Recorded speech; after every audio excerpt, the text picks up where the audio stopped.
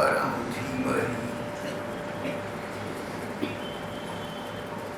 श्रीमद्भागवत की प्रथम स्कंद का अंतिम प्रसंग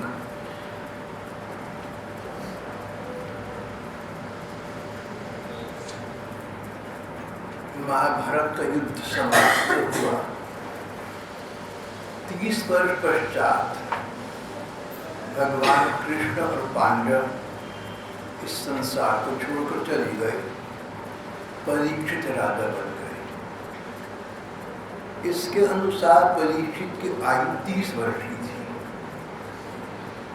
30 वर्ष तक उन्होंने राज्य किया था। लगभग 60 वर्ष के हुए तो एक घटना घटी जिससे उनके इस वर्तमान लीला का श्रवण निश्चित हो गया। भागवत में कहीं कहीं तिथि, तारीखें, सन, संवत इत्यादि नहीं दी गए। किसी भी पुराण में नहीं कथाएं दी गई हैं। बड़े बड़े विद्वान जहाँ तहाँ से शोध कार्य करके कुछ ना कुछ निश्चय, कुछ ना कुछ निर्णय कर देती हैं। तो भागवत के विद्वानों के अनुसार परीक्षित 60 वर्ष के हुए। कभी कभी परीक्षित दिग्विजय के लिए और कभी कभी प्रजा का हाल देखने के लिए जहाँ तहाँ विचरण किया करते थे। एक बार परीक्षित इस प्रकार घर से बाहर निकली, कुछ दूरी पर पहुंचे थे तो एक विचित्र और दुखद दृश्य देखा। एक राजवेशधारी व्यक्ति, कोई राज व्यक्ति, कोई अधिकारी सरकार का, और गाय और एक बैल उसके सामने थे। गाय के साथ बछड़ा नहीं था, बैल लग रहा था और राजवेशधारी पुरुष उन्हें डंडी मारता हुआ आगे ले जा रहा था। परीक्षित खड़े हो गए। उन्हें देखकर वो अधिकारी भी खड़ा हो गया। गाय बैल खड़े हो गए।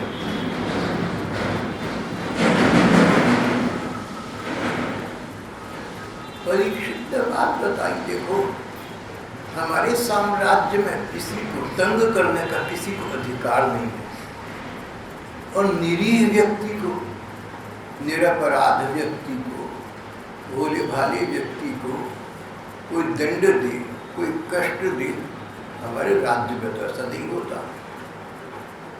इसलिए जो व्यक्ति इस प्रकार करेगा वो मेरे द्वारा वध के योग्य होगा। इस प्रकार का व्यक्ति जीवित रहेगा, आगे आगे और पाप करता रहेगा और अगले जन्मों में मृत्यु के पश्चात उसे नरक की कठोर यातना भुगतनी होगी। ऐसे पापी को और अधिक पाप करने से बचाने के लिए,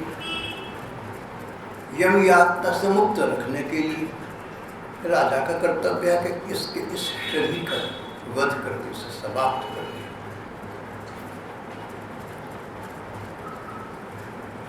परम वीर परीक्षित ने धनुष बाण हाथ कर लिया तो वो राजपुरुष घबरा गया, हाथ जोड़ दिए, चरणों में गिर पड़ा। महाराज मैं आपकी शरण में हूँ।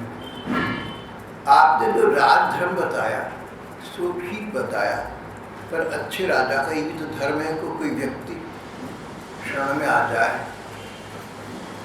उसको क्षमा कर देती है।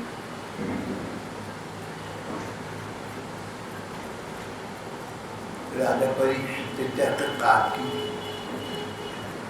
उस गाय और बैल से बात की तो सारी बात स्पष्ट उनके सामने आ गई। कलयुग आ चुका था। श्री कृष्ण के अवसान के साथ ही कलयुग आ गया था। लेकिन अब ये कलयुग इसका प्रसार हो रहा था, फैल रहा था।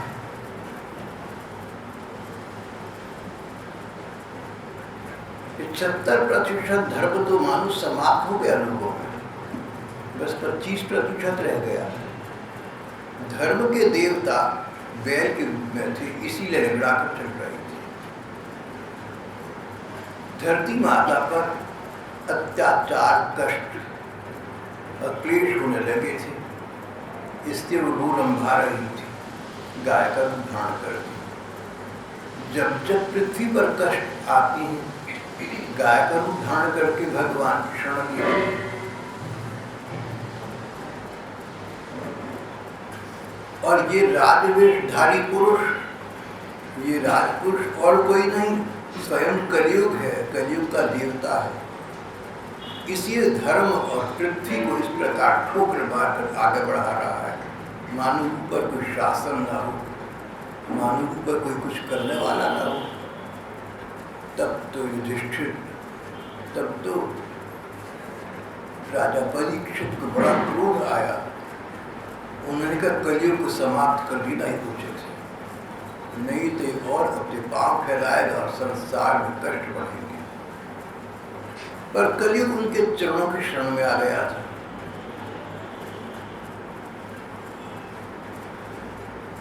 परीक्षित के मन में एक विचार आया।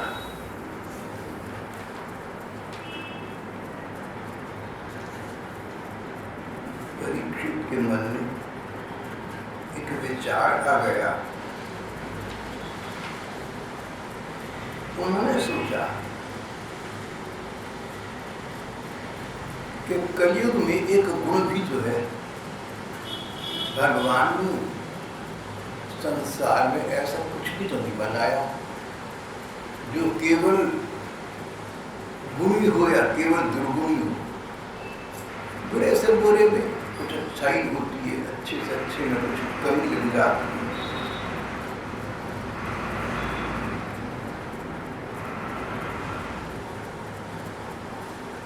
राजा परीक्षित ने सोचा कि कलयुग में एक विशेष गुण है जो महात्माओं ने बताया है। गुण ये है कि कलयुग में जो कर्म का फल प्राप्त होता है, उसका अपना सिद्धांत है। कोई व्यक्ति मन से पुण्य कर्म करे तो उसको वही फल प्राप्त होता है जो सब कुछ सत्कर्म करने पर मिलना चाहिए। कोई व्यक्ति मन में संकल्प करे कि अगर मेरे पास पैसे होते तो मैं इस निर्धन व्यक्ति की सहायता कर देता, पर नहीं है, लाचार।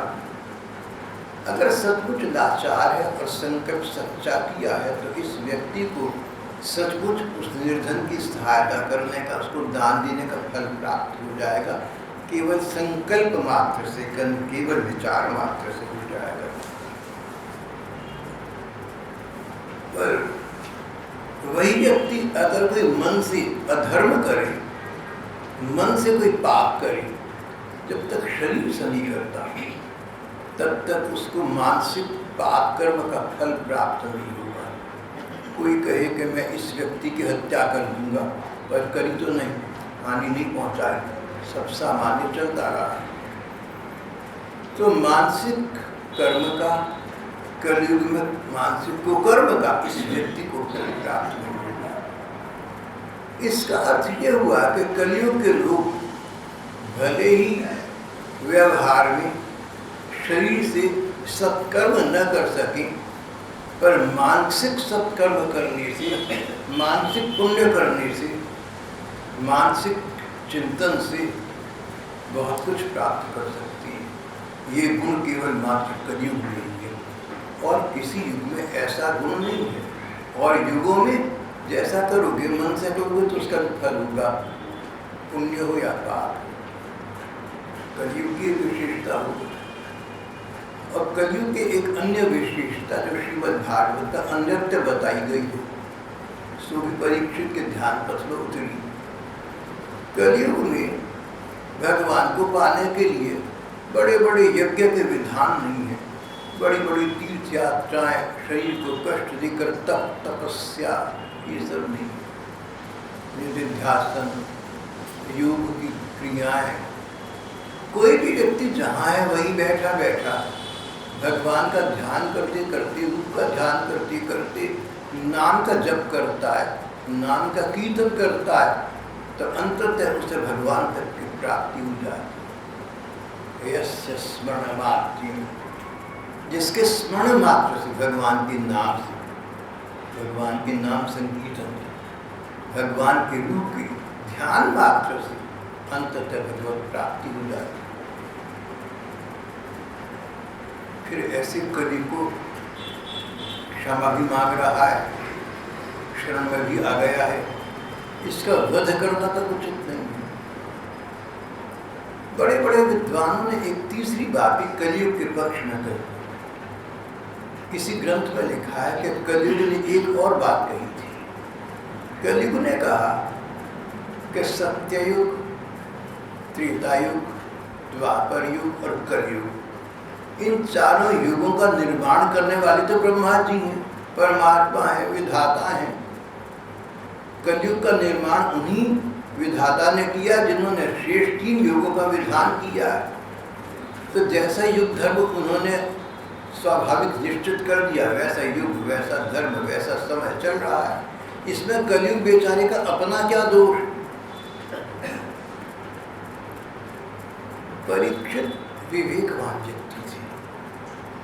किसी डिसीजन मूवमेंट में कहीं जीवन में ऐसा समय कभी आता है, कोई ऐसा अवसर, ऐसा मुकाम आता है जब निर्णय करना बड़ा कठिन होता है, परंतु तुरंत निर्णय करना अनिवार्य है। निर्णय करना, तुरंत निर्णय करना, निर्विलंब करना, नहीं तो सब काम बिगड़ जाएगा, क्या से क्या हो जाएगा। ऐसे निर्णायक क्षण में विवेक का प्रयोग करके सत्य असत्य का विचार करना, अच्छे बुरे का, गलत ठीक का, उचित अनुचित का विचार करना और भगवान का नाम लेकर ठीक अपनी ओर से निष्पक्ष निर्णय लेना, ये विवेक है। राजा परीक्षित विवेक शक्ति थी, उत्तेजित थे, दुखी थे दिल से। मेरे राज्य में निरी गाय बैल का शुभ धर्म और पृथ्वी है, उनका ह्रास हो रहा है, अपमान हो रहा है, कलयुग उन्हें सता रहा है, लेकिन विवेक से काम किया। तुम्हारे जीवन में कोई ऐसा क्षण आए, कोई निर्णायक क्षण आ जाए कि तुरंत कुछ सोचना है, तो उत्तेजित होकर कुछ मत करना, उद्विग्न होकर कुछ मत करना, क्षोभ में पड़कर मत करना। उत्तेजना, जोशो खरोश में कोई ठीक निर्णय लेना बड़ा कठिन है। शांत भाव से विचार करना, प्रशांत मन से सोचना, अगर समय है तो उसका विचार करना और फिर निष्पक्ष भाव से जो उचित हो, भगवान का नाम लेकर, भगवान का भरोसा लेकर उस निर्णय को लागू करना, भगवान का ध्यान करना। परीक्षित ने देखते देखते क्षण में निर्णय नहीं लिया। कभी कोई जीवन में सुंदर अवसर आया ना, सुंदर कार्य करने का अवसर आया, तो उसमें समय नाश मत करना, सुंदर कार्य कर दिया। कोई अच्छा काम करने की बात मन में आए तो निर्विलंब कर दिया। किसी की सहायता, किसी की सेवा मन में आया कि मेरे पास मुश्किल से 100 रुपया रखा है, कभी कष्ट काल में काम आने के लिए, अगर ये निर्धन व्यक्ति इसको दे दूँ तो इसका गुजारा नहीं, फिर मुझे कुछ हो गया तो क्या होगा, नहीं, दे देना उसको 100 रुपया दे दो, उसकी सहायता कर दो, भगवान से कुछ अच्छा कर देंगे। और महात्मा तो एक बात आगे की और कहते हैं, अगर तुम्हारे मन में किसी समय अचानक सूझे ना कि भगवान का नाम ले, कई बार अचानक साधारण बैठे बैठे विचार आता है कि नाम का जप करें, या भगवान के रूप की कोई झलक सामने आ गई, ध्यान करें आंखें मीच कर, या दिल करा कि गीता पढ़ें, दिल में आया कि भागवत पढ़ें, दिल में अचानक आया कि रामायण पढ़नी चाहिए, उसी समय पढ़ना आरंभ कर देना। अगर मन क्षण भर को भी अपने आप भगवान में जाता हो ना, तो उस अवसर को स्वर्णिम अवसर समझता, उसको हाथ से मत गंवाना। तुम भगवान का उस समय स्मरण करने लगना, भले ही वो किसी ग्रंथ का पाठ मात्र ही हो, उससे तुम्हारा कल्याण होगा। एक तो उतना समय तुमने संसार छोड़कर भगवान में लगाया, भगवान देख रही है कि तुमने संसार के मूल्य पर भगवान में समय लगाया। कल के प्रसंग में बात चली थी कि भगवान के लिए हम क्या क्या त्याग रहे हैं, कुछ भी तो त्याग नहीं कर पा रहे हैं। तो अगर संसार के दायित्व थे, संसार के कर्तव्य थे, आजीविका का उपार्जन था, 10 काम थे, लेकिन क्षण भर को जो भगवान का विचार आया तो उन कामों को छोड़कर भगवान में लग गई। चिंता नहीं की कि संसार की हानि हो गई। लोक हानि चिंता न कार्या, नारद जी कहते हैं ऐसे क्षण में तुम लोक हानि की, सांसारिक हानि की चिंता मत करना। जिन भगवान का चिंतन करोगे, जिनका स्मरण करोगे, जिनका अध्ययन करोगे, वे भगवान तुम्हारी क्षतिपूर्ति न केवल कर देंगे, प्रत्युत कई गुना अधिक दी देंगे। ये काम अब उनका हो गया। अगर किसी क्षण भगवान का विचार आया और उस समय भगवान का स्मरण करने से या पूजा पाठ करने से 100 रुपया की हानि होती हो तो होने देना। भगवान 100 रुपया के जगह तुम्हें 1000 रुपया दे देंगे।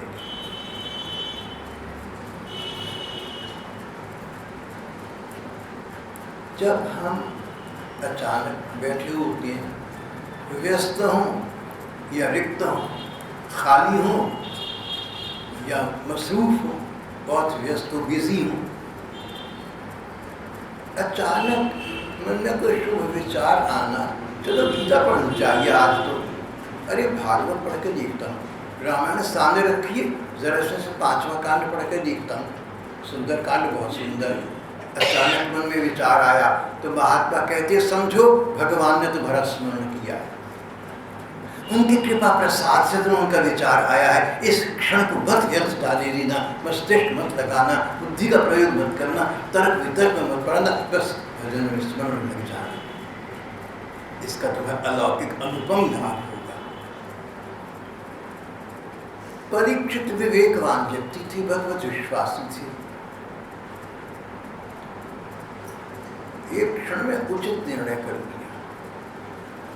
कलयुग का वध करना उचित नहीं है। हाँ, अपने देश से निकाला करती थी, देश निकाला तो बोले ठीक है, कलयुग हम तुम्हें तुम्हारे जीवन को क्षमा कर देते हैं।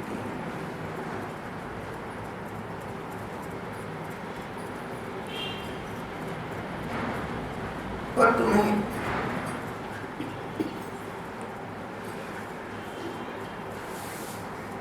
एक बात करनी होगी, हमारे राज्य से तुम चले जाओ, हमारे राज्य में तुम्हारे लिए कोई स्थान नहीं है। देखिए कलयुग की धृष्टता, ये बात बार बार पाठ प्रसंग में आती है।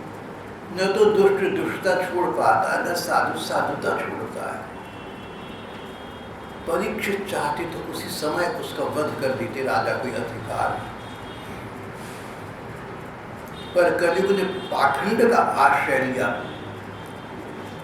जो राजा सबकी बात को सच मानता था, जो राजा स्वयं निर्मल हृदय का था और अब तक प्रजा में निर्मलता थी। कभी राम राज्य था, फिर राजा युधिष्ठिर का राज्य 30 वर्ष रहा, उसका राम राज्य रहा। पिछले 30 वर्ष से परीक्षित का राज्य, इसमें धर्म चल रहा है। राजा के मन में एक कल्पना न हो सकती थी कोई दुष्ट उनके साथ दुष्टता करेगा। इतनी अधिक कृतघ्नता, दुष्टता, धर्म। महाराजा धीराज ने कहा, परीक्षित ने कहा, कलयुग मेरे राज्य से बाहर रहना होगा। बोला महाराज जैसी आपकी आज्ञा,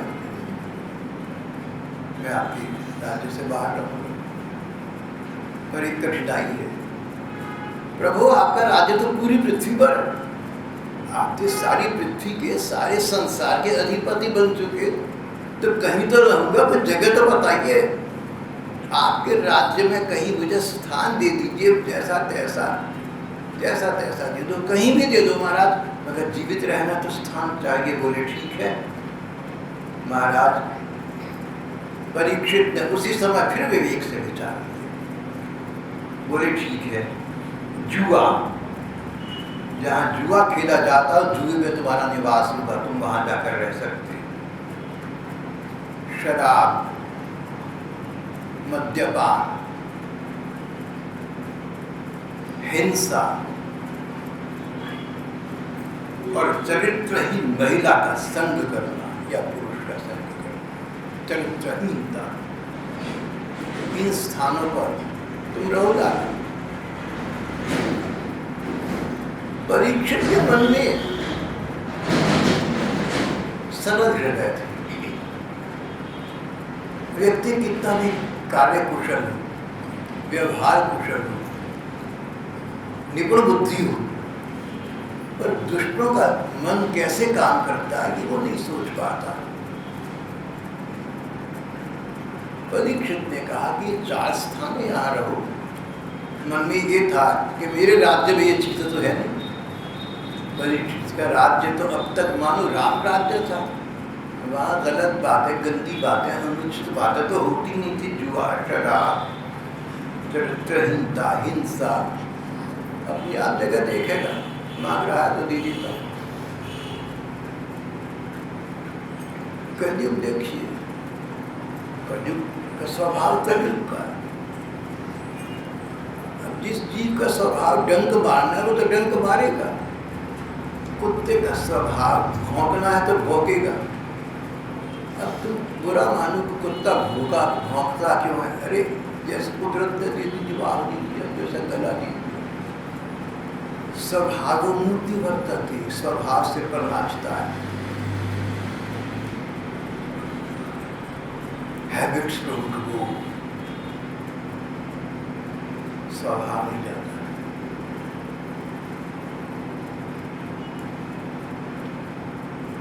कलयुग को महाराज परीक्षित ने पुनर्जीवन दान दिया, उसके जीवन दाता बन गए, लेकिन उसका स्वभाव नहीं गया।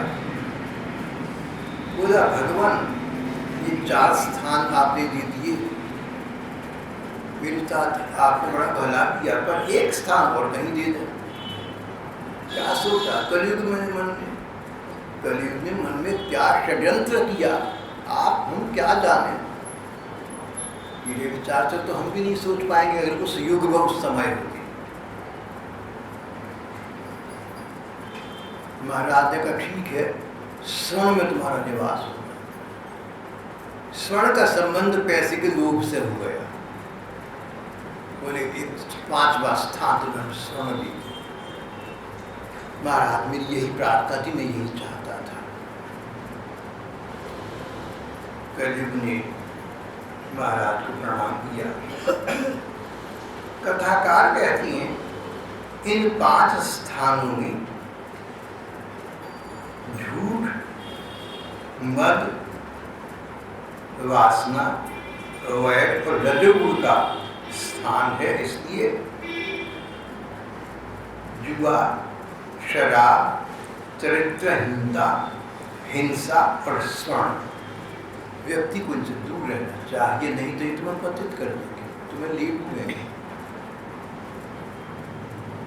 आत्मकल्याणकामी को इन 5 स्थानों का सेवन नहीं करना चाहिए।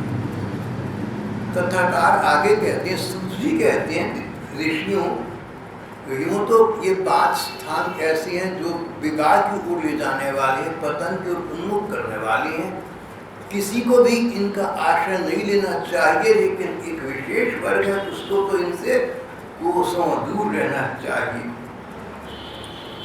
राजा, धार्मिक राजा जो ठीक अर्थों में प्रजा का पालन करना चाहिए। धार्मिक राजा को, प्रजा के नेताओं को जो प्रजा का नेतृत्व करते हैं, प्रजा के नेताओं को, और सर्वोपरि बात धर्म का उपदेश करने वाले गुरुओं को जो धर्म का उपदेश करते हैं।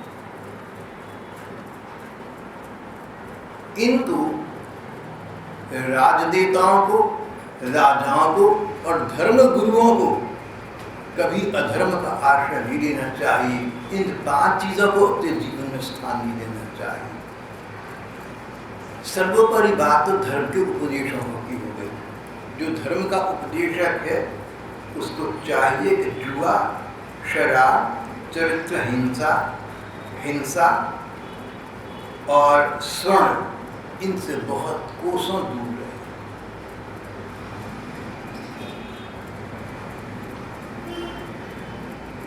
स्वर्ण पैसा होगा तो लोभ आएगा, तो दूसरे का अधिकार हम छीनने का प्रयत्न करें। उसकी सफलता के लिए गलत काम भी करने के, पाप कर्म करने के।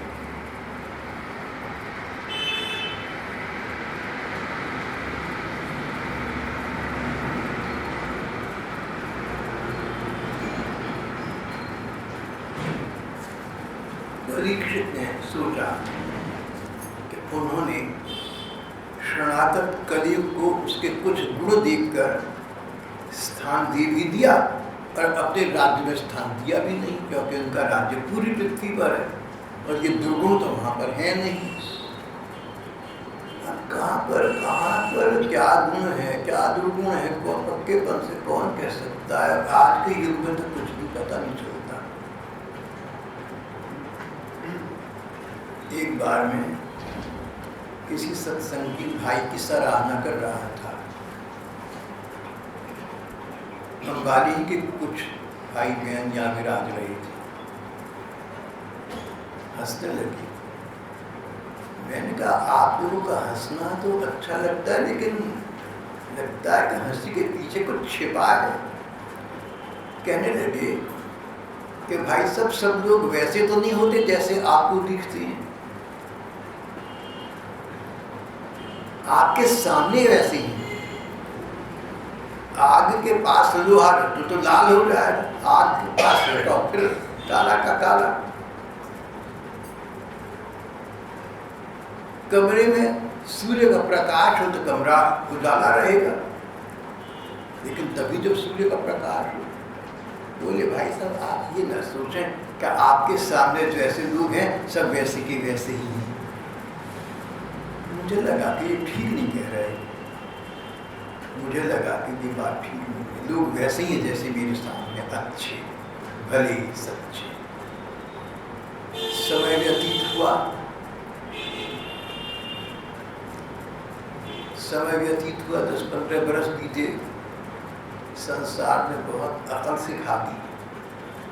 मैंने सोचा कि लोग जो भाई बहन कह रहे थे कि सब लोग वैसे तो नहीं है जैसा आप समझ रहे हैं, जैसा आपके सामने है, तो मैंने सोचा कि बात उनकी ठीक थी। लेकिन जो भी लोग बाद में कोई गड़बड़ करती हैं उसमें कुछ कारण होता होगा। अगर वो कारण हो तो गड़बड़ नहीं करेंगे। स्वभाव नहीं है बुराई करने का, नियत नहीं है। और 10-20 बरस बीत गए। आज मुझे लगता है कि स्वभाव से बेसिकली मौलिक तौर पर सिद्धांत है, मौलिक स्तर पर शुद्ध स्वभाव की बात करें तो सभी लोग अच्छे हैं। और जो गलत बुरे कर्म करती हैं किसी भय से, किसी लोभ से, किसी कारण से करते होंगे, पर मैं उतना ही कह रहा हूँ जितना मुझे पता लगा है, मैं जान सका हूँ। राजा परीक्षित ने कलियुग का विश्वास कर लिया। धर्मदेव और पृथ्वी देवी आश्वस्त होकर अपने स्थान पर चले गए। कलियुग वहां से उनको प्रणाम करके विदा लेकर आगे निकल गए।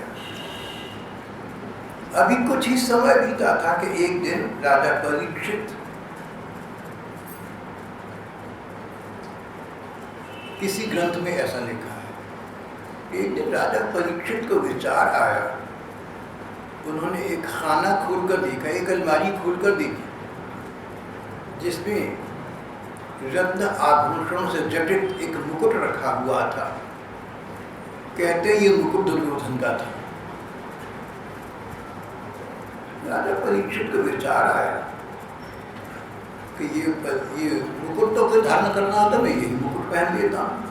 राजा ने मुकुट सिर पर धारण किया, अपने स्थान पर आगे निकल गए।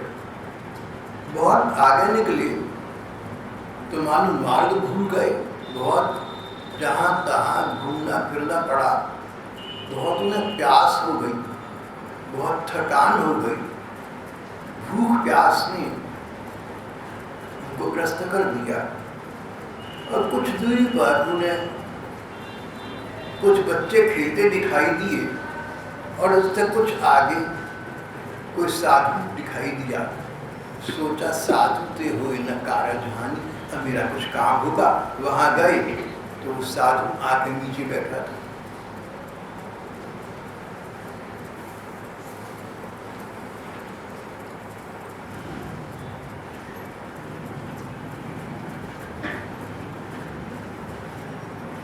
राजा ने सोचा कि ये साधु, ये ऋषि मुझे देखकर आंखें मीच कर बैठ गए। इनके मन में ये आया कि राजा लोग विषयी पुरुष होते हैं, वास्ता प्रधान होते हैं, भोग ऐश्वर्य वाली हैं, तामसिक हैं, इनसे संपर्क ठीक नहीं है। इसलिए जान बूझकर पाखंड करके आंखें मीचकर ऐसे बैठ गए मानो भगवान का ध्यान कर रहे हैं।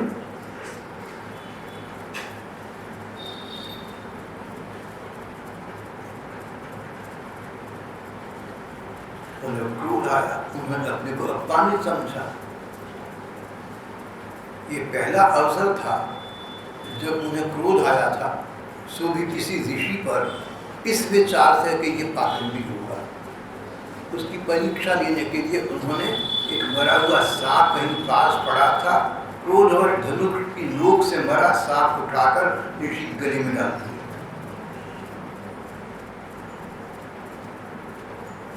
उन ऋषि का बेटा शमीक नाम का ऋषि था। शमीक नाम के उस ऋषि कुमार को जब उसने ये बात सुनी देखी तो बहुत बुरा लगा।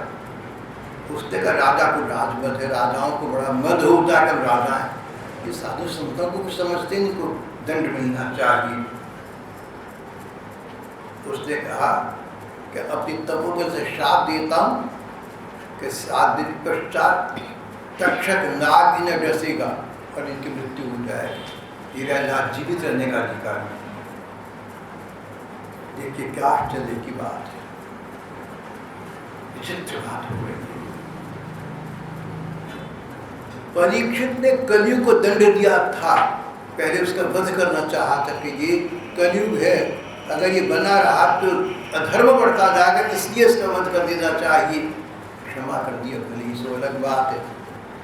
पर आज एक ऋषि कुमार ने सोचा कि राजा राजमद में मेरे पिता का अपमान करके चुका है, पुत्र वही जो पिता के अपमान को सहन न कर सके, मैं इसको दंडित करता हूँ, इसका जीवित रहना ठीक नहीं है, 7 दिन के बाद इसकी मृत्यु हो जाए, सर्वदंड से मृत्यु हो जाए।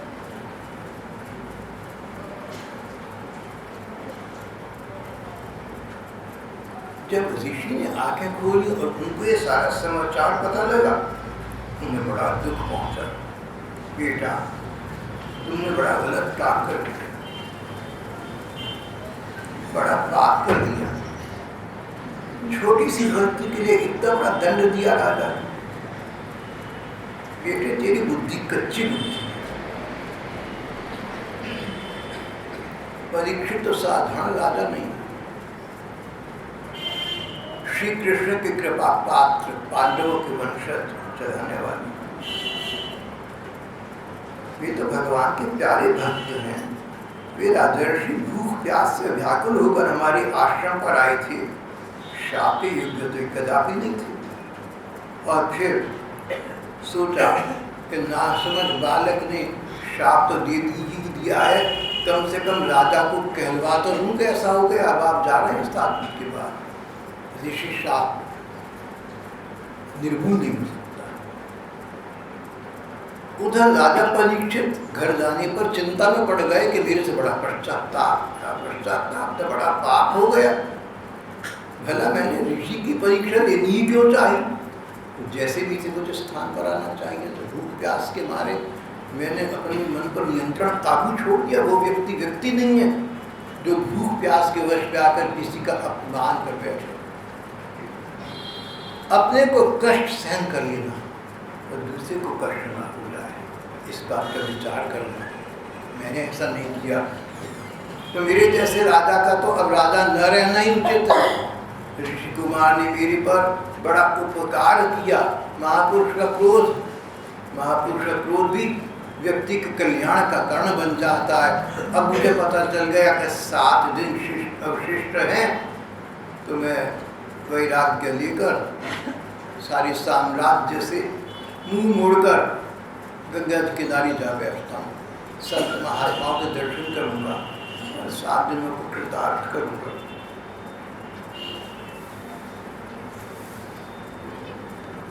वे अनशन व्रत लेकर गंगा जी के तट पर जाकर बैठ गए।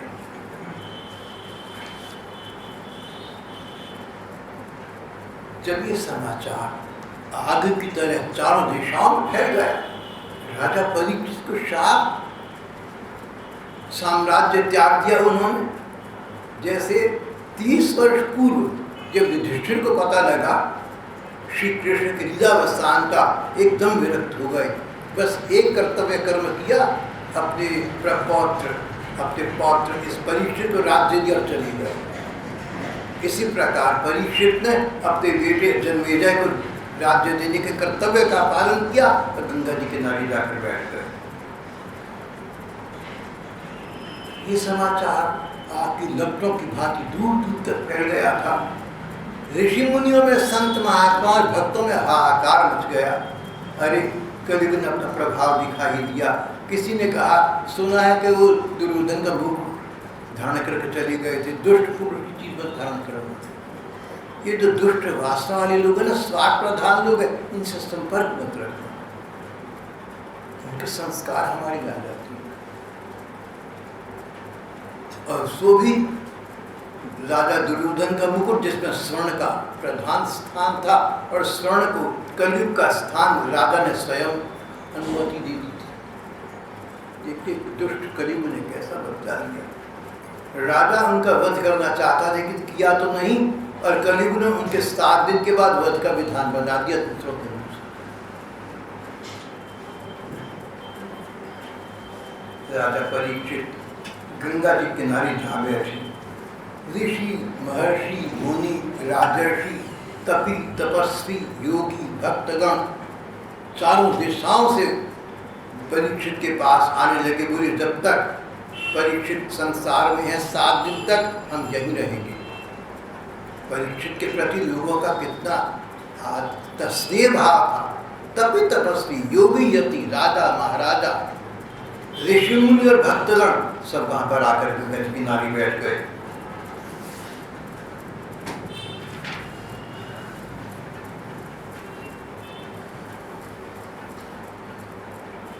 राजा ने कहा कि आप लोग आ गए, मेरा परम सौभाग्य है, पर ऋषि कुमार ने शाप देकर मेरा तो कल्याण ही किया।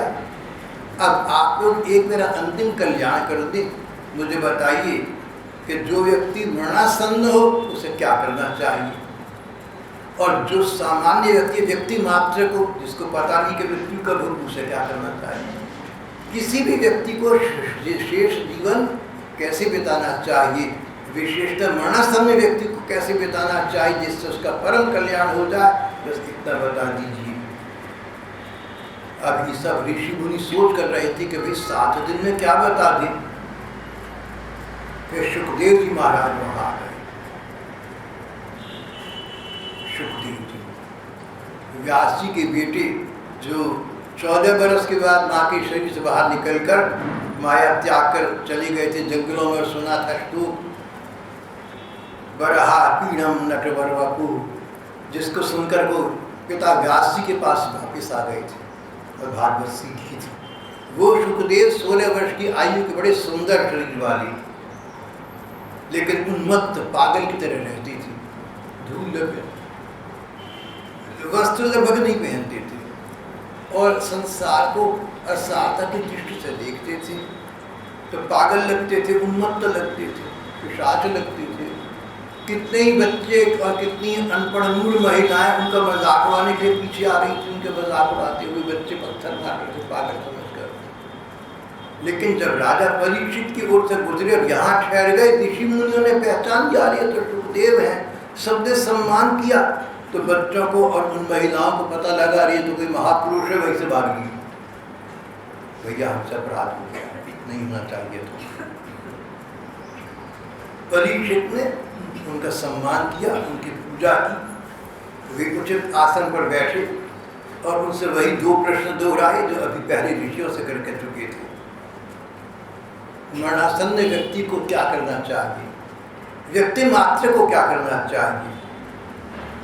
7 दिन है महाराज, इनमें आप मुझे परम पद की प्राप्ति करा दे, श्री कृष्ण की प्राप्ति करा दे। 7 दिन परीक्षित बहुत होते हैं।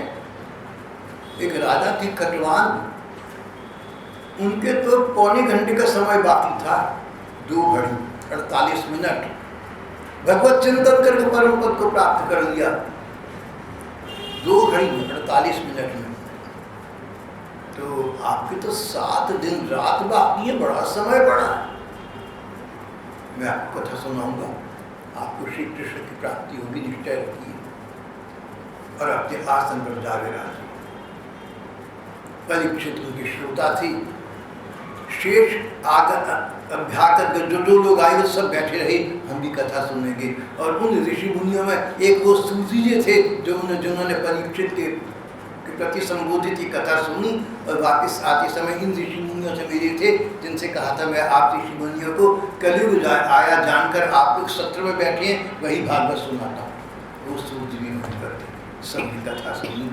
यहाँ पर श्रीमद् भागवत का पहला स्कंध समाप्त हो जाता है, अगला स्कंध अगली बार आरंभ होगा। श्री कृष्ण गो